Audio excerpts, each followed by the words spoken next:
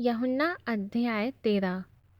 फसह के पर्व से पहले जब यीशु ने जान लिया कि मेरी वह घड़ी आ पहुंची है कि जगत छोड़कर पिता के पास जाऊं, तो अपने लोगों से जो जगत में थे जैसा प्रेम वह रखता था, अंत तक वैसा ही प्रेम रखता रहा।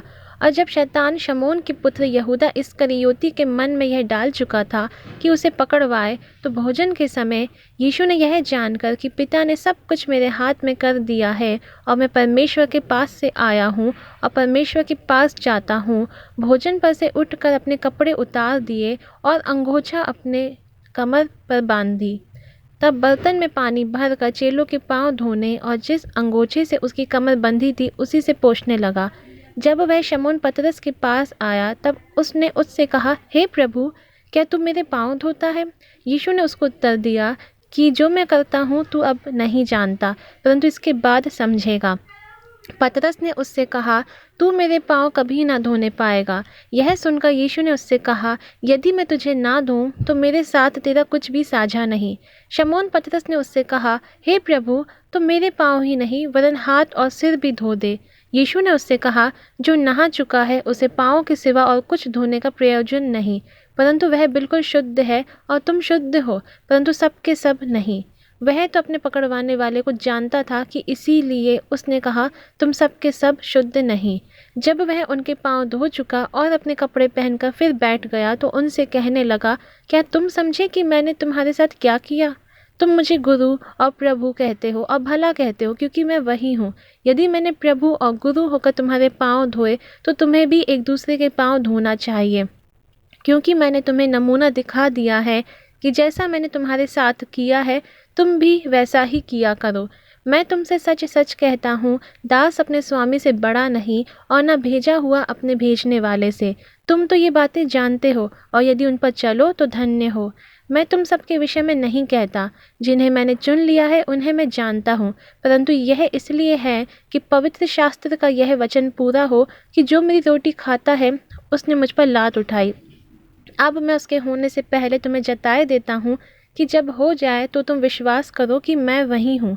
मैं तुमसे सच सच कहता हूँ कि जो मेरे भेजे हुए को ग्रहण करता है वह मुझे ग्रहण करता है, और जो मुझे ग्रहण करता है वह मेरे भेजने वाले को ग्रहण करता है। ये बातें कहकर यीशु आत्मा में व्याकुल हुआ और यह गवाही दी कि मैं तुमसे सच सच कहता हूँ कि तुम में से एक मुझे पकड़वाएगा। चेले यह संदेह करते हुए कि वह किसके विषय में कहता है, एक दूसरे की ओर देखने लगे। उसके चेलों में से एक, जिससे यीशु प्रेम रखता था, यीशु की छाती की ओर झुका हुआ बैठा था। तब शमौन पतरस ने उसकी ओर सेन करके पूछा कि बता तो, वह किसके विषय में कहता है? तब उसने उसी तरह यीशु की छाती की ओर झुक कर पूछा, हे प्रभु, वह कौन है? यीशु ने उत्तर दिया, जिसे मैं यह रोटी का टुकड़ा डुबो कर दूंगा वही है। और उसने टुकड़ा डुबोकर शमौन के पुत्र यहूदा इस्करियोती को दिया, और टुकड़ा लेते ही शैतान उसमें समा गया। तब यीशु ने उससे कहा, जो तू करता है तुरंत कर। परंतु बैठने वालों में से किसी ने ना जाना कि उसने यह बात उससे किस लिए कही। यहूदा के पास थैली रहती थी, इसलिए किसी किसी ने समझा कि यीशु उससे कहता है कि जो कुछ हमें पर्व के लिए चाहिए वह मोल ले, या यह कि कंगालों को कुछ दे। तब वह टुकड़ा लेकर तुरंत बाहर चला गया और रात्रि का समय था।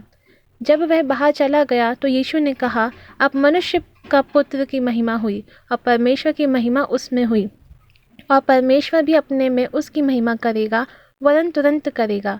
हे बाल को, मैं और थोड़ी देर तुम्हारे पास हूँ, फिर तुम मुझे ढूंढोगे। और जैसा मैंने यहूदियों से कहा कि जहाँ मैं जाता हूँ वहाँ तुम नहीं आ सकते, वैसा ही मैं अब तुमसे भी कहता हूँ।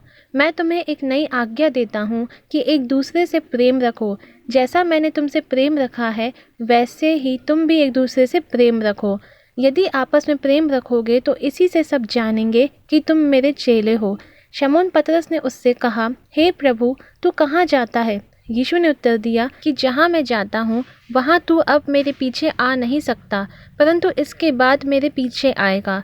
पतरस ने उससे कहा, हे प्रभु, अभी मैं तेरे पीछे क्यों नहीं आ सकता? मैं तो तेरे लिए अपना प्राण दूंगा। यीशु ने उत्तर दिया, क्या तू मेरे लिए अपना प्राण देगा?